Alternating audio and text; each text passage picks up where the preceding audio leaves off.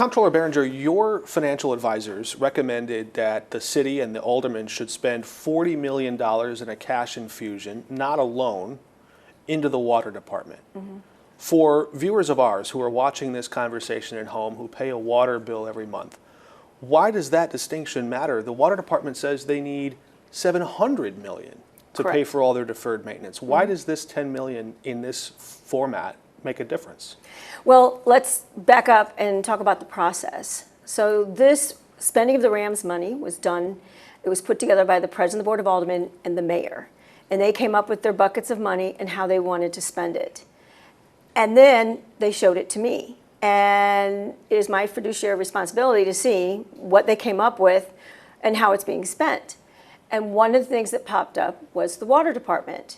So I met with the head of the water department. They showed me that they're not solvent. They can't cover, operating expenses. And we've got about 3 years left in our water department. So what I wanted to see, because they'd had Black & Veatch do the engineering analysis, right? But that's engineering. I wanted to use our financial people, and they just did this in 3 days.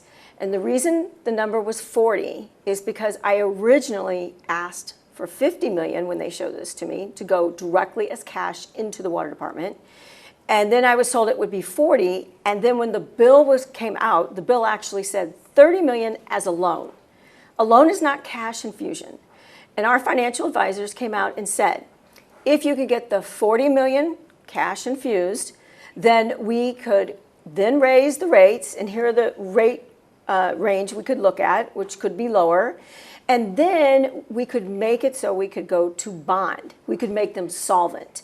And until they're solvent, I can't get bonds to pay for that $700 million. So some people have said, well, like you, what's the big deal about it being a loan?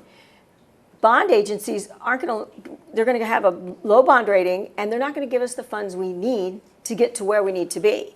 And somebody said, well, why the loan? And I said, what I was told was because they said if for some reason someone were to buy the water company, the city wants its money back. Well, let me tell you the two synopses here on that. The first synopsis is no one's going to buy our water department. It's underwater. The second part about that is that if someone else does buy our water department, do you know what they're going to have to do to fix it? They're going to have to take the ratepayers, and if you think the rates are bad now, wait till you see the rates later. And what everyone is thinking about is just the residents. What about the small business owners? When we're trying to talk about the thin line of making money, keeping businesses in the city, how much will that raise their water rates? Because we've not looked at that. And so I've said to people, you've got to look at the entire picture. And that's what our financial advisors did. They said, okay, this is the best way to set this up for success. And that's all I've tried to tell everyone is how important it is to listen to the financial advisors who work with the bonding, who know about the bond rating, and say, okay, if you're only going to give us 40 million, here's how we could set it up for you.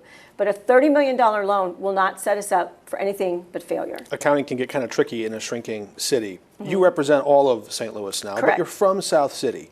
When you look at this Rams spending bill, is this all that South City gets, a slightly less broke water department?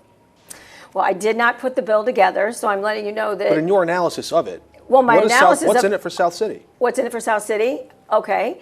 In the area I live in, and I want to say it was 3 years ago, 17 water main breaks in 10 days. I had entire areas that had no water during the winter. So they had to go to hotels.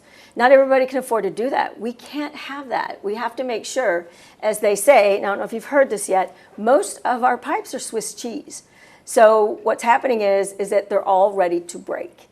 And most of the breaks happen in the hot summer, not in the winter. And that's because the soil goes dry and the pipes bust. And I tell people, I said, we all suffer if we don't get this taken care of. We have to have clean drinking water to attract people to live in our city. We have to have water coming out of the tap. And for the first time ever where I live, I had a boil order. I've never had a boil order.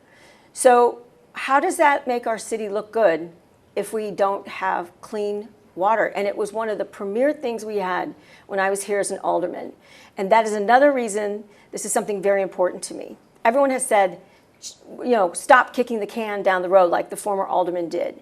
Well, I'm one of those former aldermen, and we didn't have any cash infusion available to us, or we wouldn't have kicked it down the road.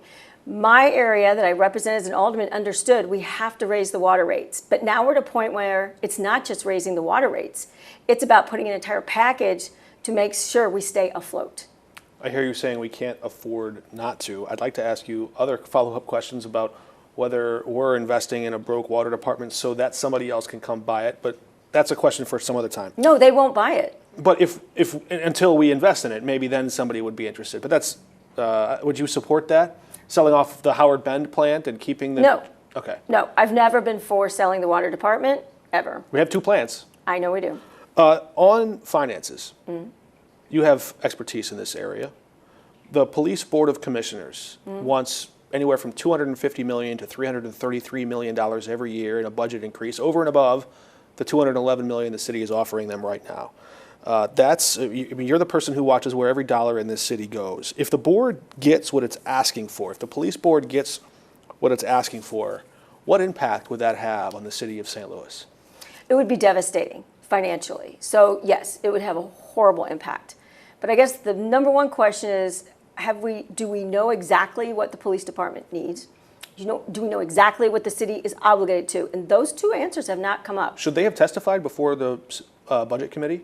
No, I think we need to find out whoever does their budget and accounting for the St. Louis Police Department can show us exactly where the money is and where it goes. And at the same time, we need to be told, what are we obligated to? And then come to the middle and put it together. But you've been an alderman. You've been an elected official. You understand the importance, the leverage of a public hearing. Should the Board of Police Commissioners, whether they liked the power play or the dynamics or not, should they have played ball and come to City Hall and explain themselves? Well, I personally, and this is just me, would have come to City Hall out of good faith. But I also know that these are people who have businesses in the city. These are people who know what might happen if they came down to City Hall. So I also understand their concern for their safety.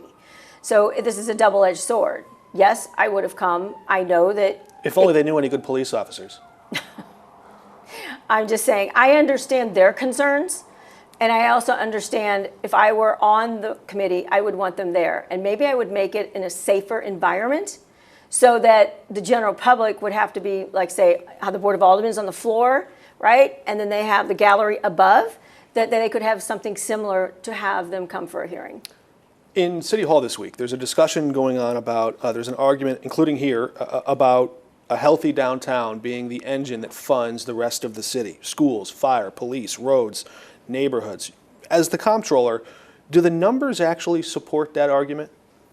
Yes, the numbers do. And one of the things that a lot of people aren't paying attention to is how vacant the property is downtown. So what that does is it brings the assessed value down. And when you bring the assessed value down, we collect less taxes. When you have no one going to the restaurants, they close. But when you have people going to the restaurants, we collect taxes. When you have people coming in to stay at a hotel, we need people to come in 80 miles away from the city of St. Louis. That's called new money. So the answer to collecting more government money is to give corporations more government money? No, the answer is to attract more people into the city of St. Louis, whether to live, whether to come for a conference, or to be a tourist. Because the downtown tax collection gets dispersed throughout the city. So it is important to make sure our downtown is healthy. Interesting. On the tornado recovery, I know because this is relevant to the Rams funding fight because so much of North City is saying we deserve that money more than those companies that can already afford to put up their own investment dollars. A year after the tornado, people in North City are still waiting. The federal government hasn't delivered on its part. The state is still sitting on money that it has promised but hasn't actually shown up yet. What can the Comptroller's office do, if anything, right now with the tools that you have to move the needle for these families who need help? So let's start with how we've been helping from the beginning.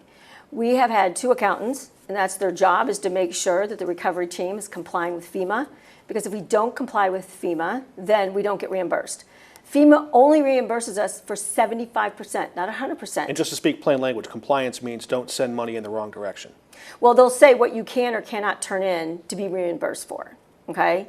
So an example was, I think someone tried to turn in for reimbursement, an agency, for a van, and they're not going to reimburse you for a van, but they will reimburse for demolition, work that needs to be done for the tornado victims, survivors.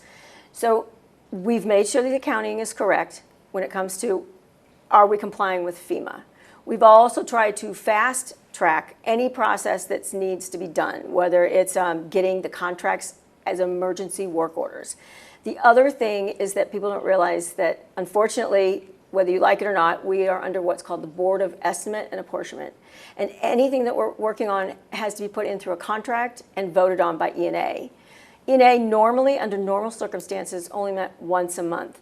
We have been meeting almost every other week, and in the instance of what's happening now, 3 weeks in a row. And while other people wouldn't think that's a big deal, as the comptroller, I have to sign off on these contracts that we vote on at E&A. I actually read them. I don't just carte blanche say, okay, looks good to me. That's a lot of reading. Those are some big documents. Yes, and luckily I have an assistant who's very good at contracts, and she helps me with reading those contracts. How would you grade the tornado recovery response? Well, it would depend on which level you're talking about. Well, that was my follow-up question. To whom would you assign that grade?